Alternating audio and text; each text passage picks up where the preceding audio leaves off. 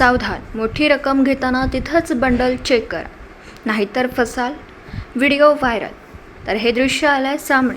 एक असाच व्हिडिओ नव्या कोऱ्या 500 रुपयांच्या करकरीत नोटा बंद प्लास्टिक पॅकिंगमध्ये आला तर खरं, परंतु काय घडलं हे तुम्हीच बघा.